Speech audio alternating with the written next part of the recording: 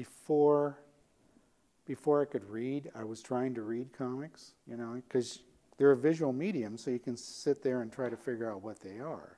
And if you do it, if you're persistent enough, you can pester a grown-up to read them for you. You know, I'm one of those rare people who never stopped reading comic books. And to me, it's sort of hard to understand why everybody doesn't love comic books, because it's such a great medium.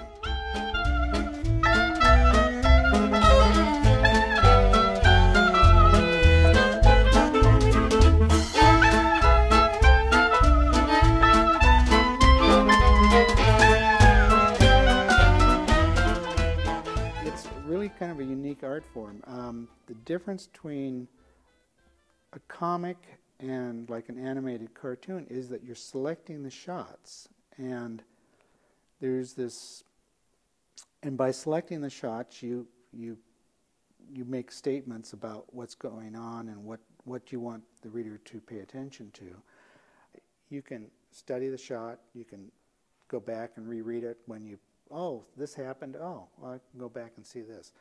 But there's also, as Scott McCloud, who wrote Understanding Comics, pointed out, there's the gutters between these panels. And it's a little bit like radio in that you're filling in what happens between the pictures with your mind. My first attempt at breaking into comics, I did it all wrong. So what I did, and this is absolutely the wrong thing to do, is I took a comic book, a Marvel comic, and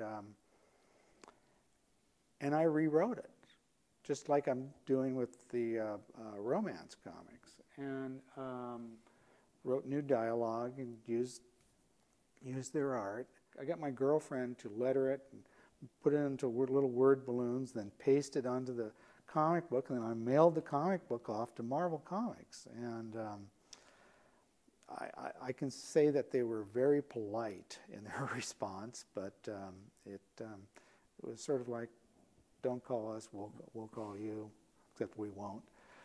And well, first of all, I started writing for Disney back when a little company called Gladstone had the license here in the United States. And then later on, I worked for Disney directly when they were publishing their own comics. And now I'm working for the main Disney, or one of the main Disney licensees for comics, which is Egmont, which is in Denmark. A lot of who I am as a writer now, even on the weird Last Kiss stuff, is because of my training with the Disney comics. And a lot of my training, part of it was working with a really great writer-artist named William Van Horn, who kind of helped me figure out what I was doing. But the other part was studying the work of Carl Barks, who was the Donald Duck writer-artist for decades. And he created all these great characters, Uncle Scrooge, the Beagle Boys, Magical Dispel, Gyro Gearloose. Well, Carl had an unusual approach to writing his stories. He would decide on a setting he wanted, or a type of story, and then he would write a bunch of gags. He would write up all the gags he could, given that scenario. And that kind of goes back to his animation training. But sort of, I don't want to say that the animated cartoons don't have a format and a structure, because they do, but when Carl was creating the comics, they had much more structure in some ways. He would put together these gags, but then what he could do that a lot of other people couldn't do is he would create this great structure. He would let the gags drive the story and drive the and the characters would be reacting to those gags, and it would affect the characters. And Disney comics are primarily gag and character driven, the best of them. I tried to set up so there's a lot of visual gags. I mean, Donald, one of the things you don't want to do is just have your character standing around. And one of, unlike most people, I actually write the dialogue, and then I have a rough idea of what the action is going to be, but I don't write out, I don't define what's happening in every panel for sure until I've written all the dialogue.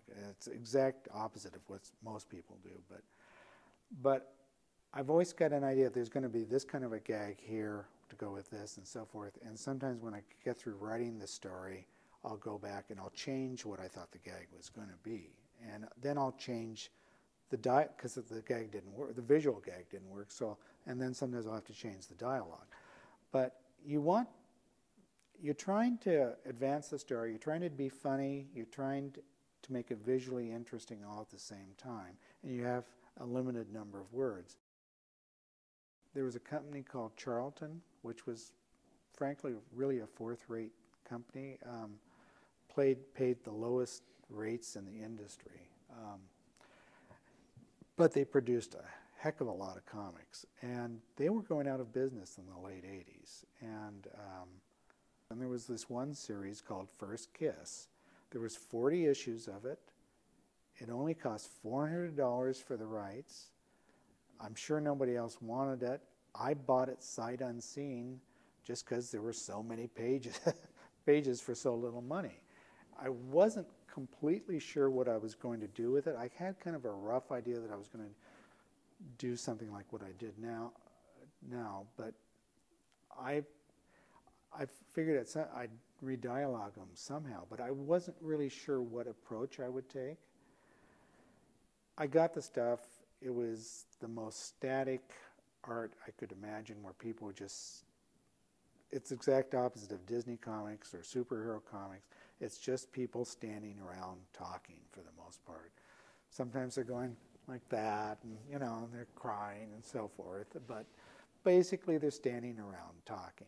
I think part of the humor for Last Kiss is that you've got these very straight looking characters, very 50s, 60s art that which bring a certain associations with them.